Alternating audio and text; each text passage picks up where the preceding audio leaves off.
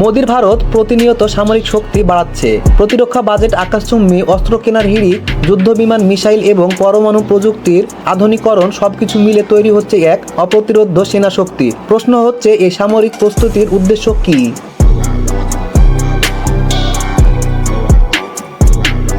শুধু চীন কিংবা পাকিস্তান নয়, ভারত তার প্রতিটি প্রতিবেশী দেশকেই যেন এক ধরনের ভয় দেখাতে চাইছে। এর মাধ্যমে ভারত গোটা দক্ষিণ ও দক্ষিণ পূর্ব এশিয়াকে এক অনন্ত নিরাপত্তা উদ্বেগে ফেলে দিয়েছে। শান্তির নামে এই সামরিকীকরণে কি আসলে আধিপত্য কায়েমের প্রস্তুতি?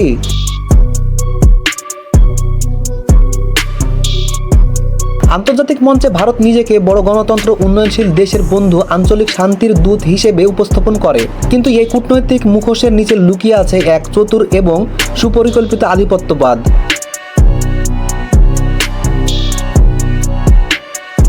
সব আঞ্চলিক ও আন্তর্জাতিক প্ল্যাটফর্মে ভারত নিজের স্বার্থকে অগ্রাধিকার দেয়। মোদি নিজের প্রতিটি বৈঠকে এমন ভাষা ব্যবহার করেন যেন তিনি এশিয়ার অভিভাবক। প্রশ্ন জাগে, এগুলো কি সত্যি আঞ্চলিক সমঝোতা ও শান্তির জন্য, নাকি একচেটিয়া নিয়ন্ত্রণের জন্য?